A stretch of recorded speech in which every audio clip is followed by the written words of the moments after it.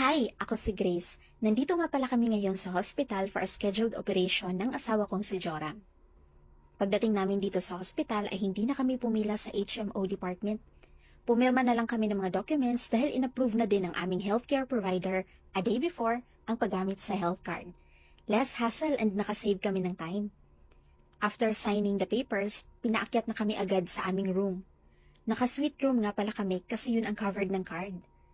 Napaka-thankful kami na nabigyan kami ng privilege na makapag-stay sa napaka-komportable na room. Ito din ang pinakamalaking room na meron ang hospital na ito.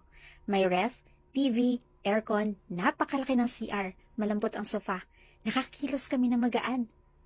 Ang healthcare provider nga pala namin ay si Kaiser International Health Group. Meron kaming long-term, meron ding short-term. After a successful operation, napakapayapa at relax lang din. Para lang kaming naka-check-in sa hotel. As usual, napakabait at ganda ng service ng mga staff sa hospital na ito. Napakahalaga talaga na magkaroon tayo ng HMO or health card kasi sa mga ganitong pangyayari, na hospital ka, meron kang maasahan. Kunyari ako, na-confine ako sa hospital.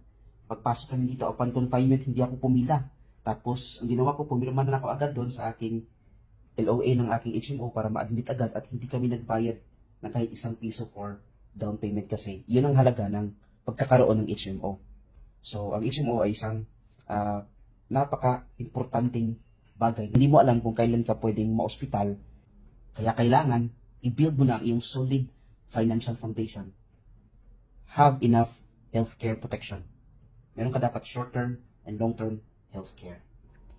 When it's time to settle the bill, tumawag sa amin ang liaison ng Kaiser at kinonfirm ang bill na babayaran namin sa hospital.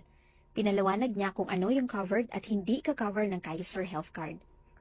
Nung sinabi niya ang total na babayaran ko sa baba, nagtaka talaga ako. Halos hindi ako makapaniwala. A few minutes, tumawag na ang billing department.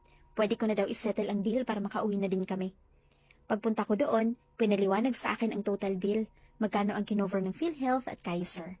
At doon ako naiyak.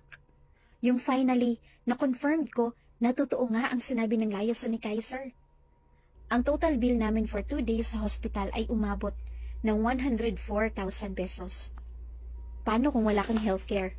Malaking kabawasan ang halagang ito sa iyong ipon. Paano kung wala kang ipon?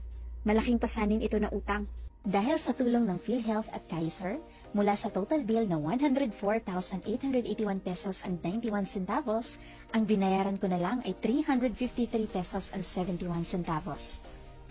Ganito pala ang feeling na natulungan ng health card. Super thank you Lord dahil nakilala namin ang International Marketing Group